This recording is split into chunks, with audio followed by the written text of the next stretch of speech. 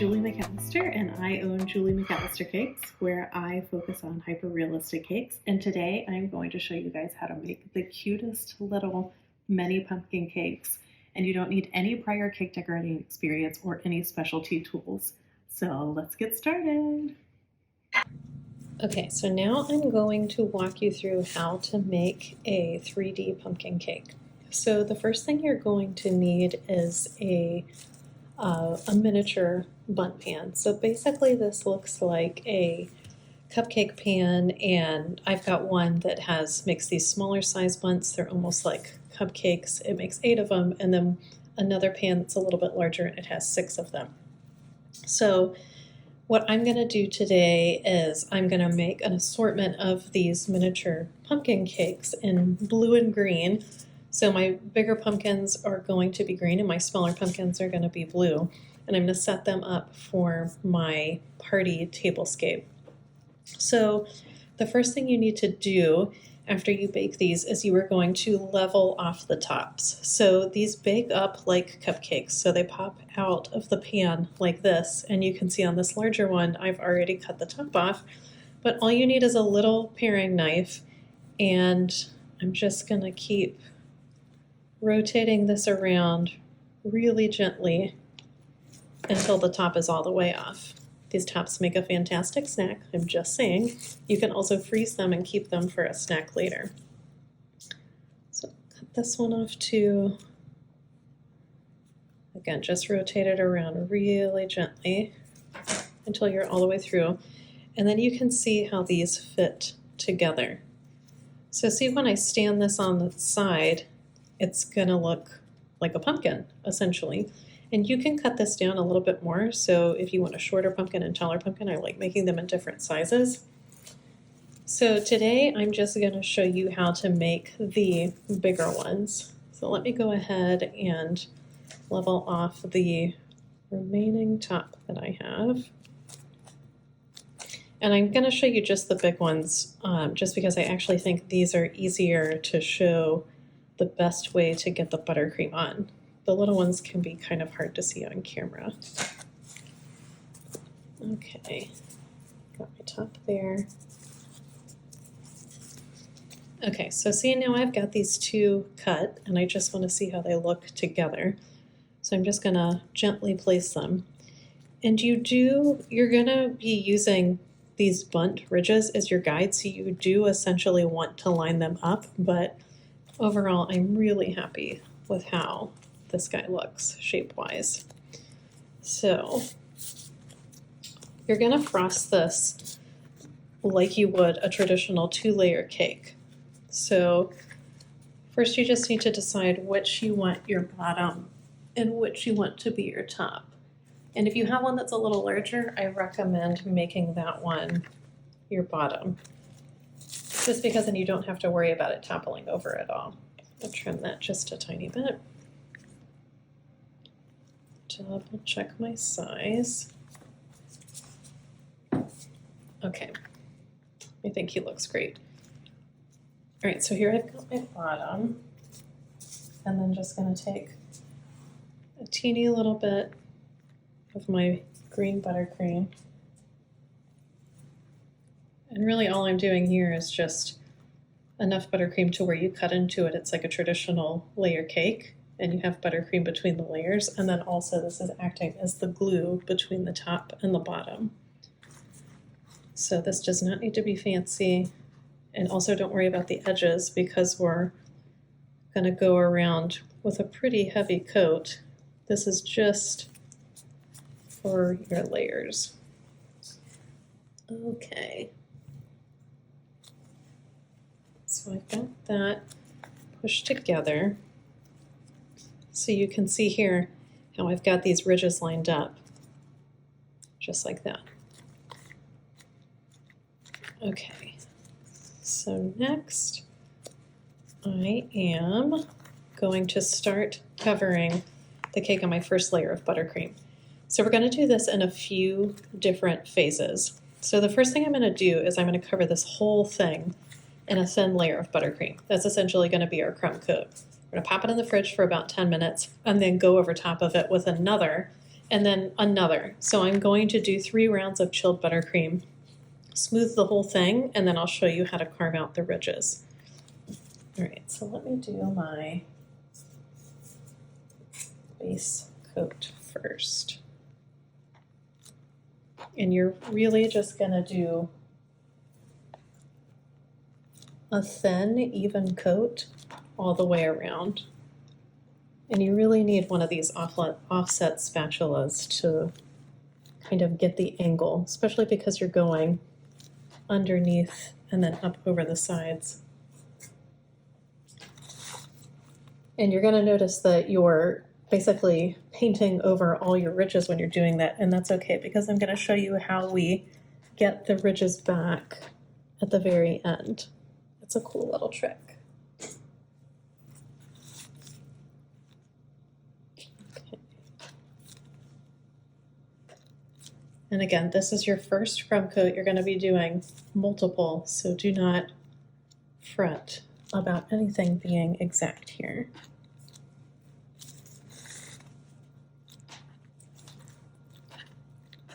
I keep going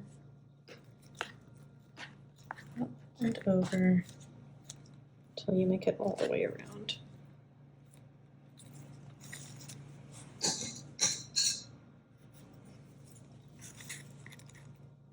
And just in case you were wondering, this is a little 6-inch cake board. And so this size bundt, these are basically 4-inch size cakes. I love a 4-inch size cake. I think they're so fun for parties, dinner parties. They're individual servings essentially, and everyone just always loves having their own cake.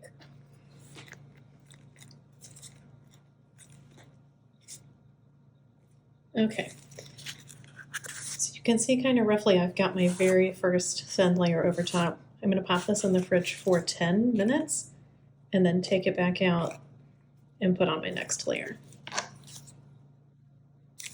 Okay, so now my little pumpkin has done the first round of chilling, so now I'm just going to add a thicker layer of buttercream on.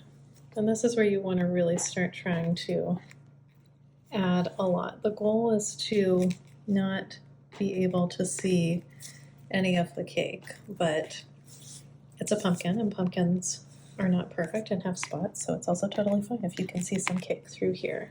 So I'm just gonna keep adding on buttercream. And when you do this bottom to top motion, it helps keep it rounded because you don't wanna, if you just do all the way around the side, you're gonna start to build up buttercream at the top and at the bottom, and it's not gonna keep its dome shape. And you definitely want to try to keep the circular dome shape.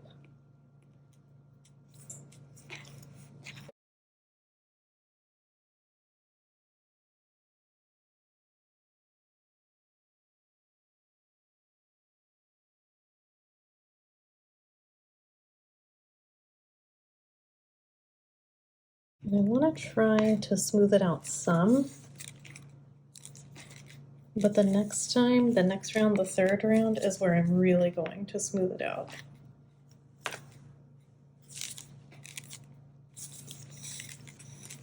So just a little bit more, because I can still see these bits at the top. And the reason that we're chilling in between each step is because it allows it to firm up, and then you can build up the buttercream on top of that. Because when the buttercream is soft, if you try to do it all in one layer, you're just going to keep scraping down to where the actual cake is shown. So this is why people do a crumb coat layer.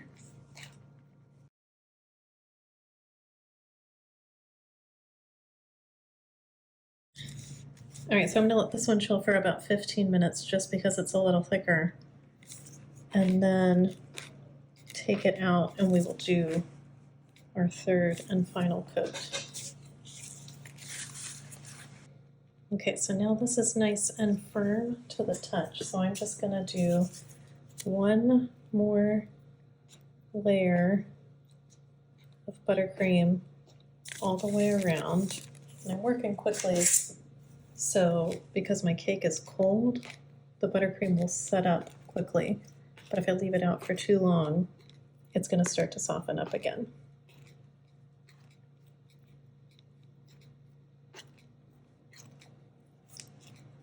But you can see how you can see almost no cake now, which is our ultimate goal. And once this is covered, then we're going to start to carve out little lines, which is super easy to do.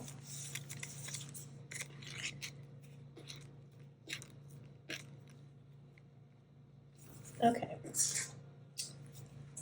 so I am pretty happy with how this little guy is looking just from a coverage standpoint. So the last thing I'm going to do before I pop him back in the fridge one more time is actually take an icing smoother all the way around. So now this is something that is more of a specialty cake tool. I will show you in just 1 second. So it's kind of like a harder piece of acetate, and you can get them in different thicknesses. So you can get these on Amazon, you can get them at a craft store. You definitely don't have to have it. You can just keep using your offset spatula. It just takes a lot longer to use an offset spatula than it does to use one of these icing scrapers. So see, I'm just very lightly going all the way around. And it just almost instantly makes it perfectly smooth.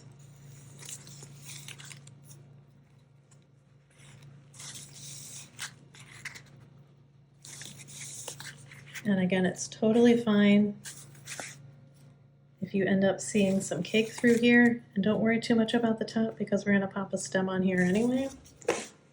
I'm just trying to get it as set as I can before I pop him back in the fridge for the last time. And so see, I'm not even worrying about this top part because of my stem. Okay, so you can see how smooth he is all the way around. So I'm going to pop this back in the fridge for just one more, maybe 5 or 10 minutes done, and then we're going to carve our lines out. Okay, so I have let my cake firm up for the final time. And so this is where we're going to carve our lines out of the side. So essentially what we're doing now that we've let the buttercream get really firm, we're just going to use something sharp to carve up on the line. So what I'm going to be using is a thicker one of these icing smoothers, but I know that not everyone has one of these, so something else you could use. This is called a bench scraper. A lot of people have these in their kitchen.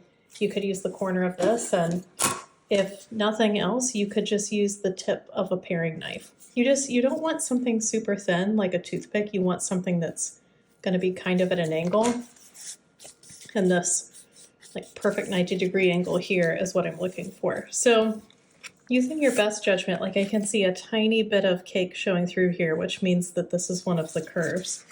You're just going to start from the bottom using this tip here and use an upward motion. So just kind of gently press in and go all the way up.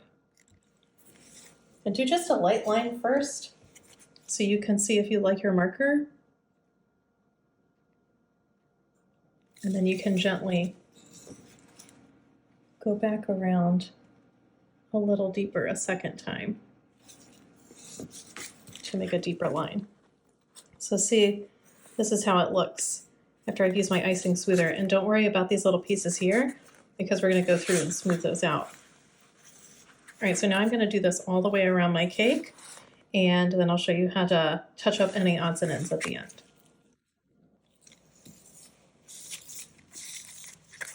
Okay, so I finished the lines all the way around my cake, and I've got just a few pieces, like these little spots right here, and I'm going to just very lightly, and this is much easier if you have a glove, just run my finger over top of it. The great thing about buttercream is it is so forgiving. And honestly, if you mess up, you can just start over. That's the great thing about working with buttercream. So see, I'm just smoothing these lumps here. I don't want it to be completely perfect because pumpkins aren't usually perfect like this. See, I nicked this here a little too much when I was cutting my lines, but I decided I liked it, so I wanted to leave it. Give my pumpkin a few little imperfections.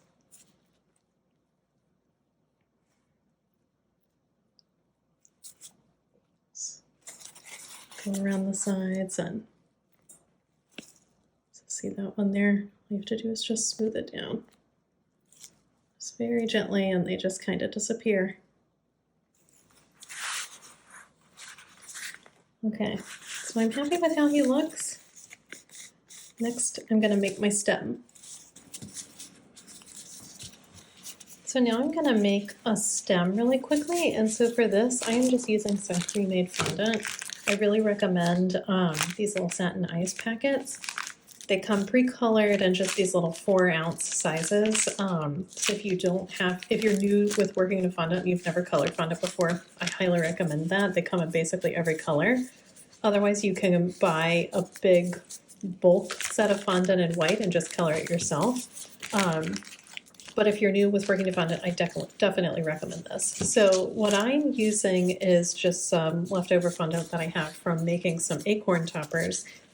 And so I've got a little bit of ivory, a little bit of brown, and I actually have a tiny, tiny bit of a light green as well. So what I'm going to do is just knead this together, the ivory, and then I'm going to roll kind of thin strips of my brown, and I'm going to place it on here.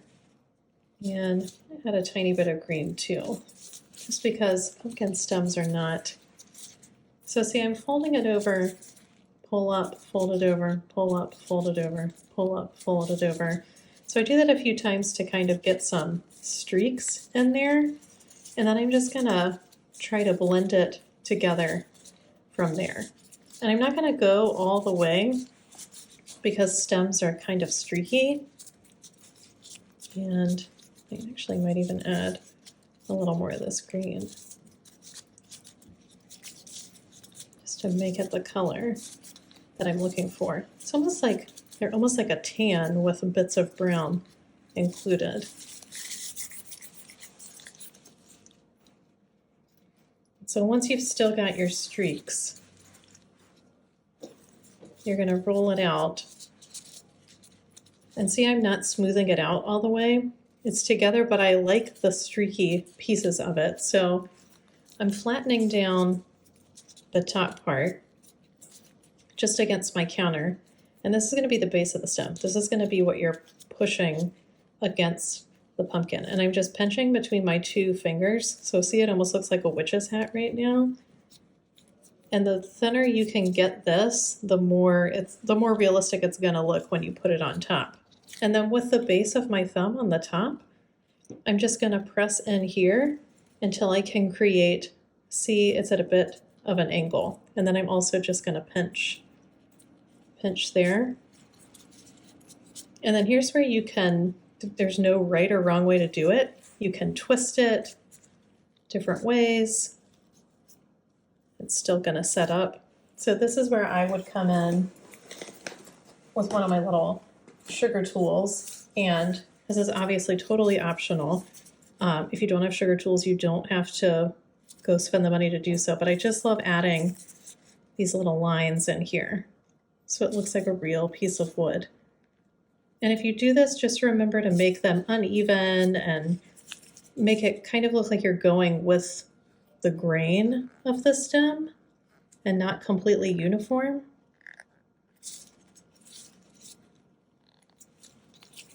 Then I would even probably add some, kind of rough it up at the top, like the end of a stem looks as well.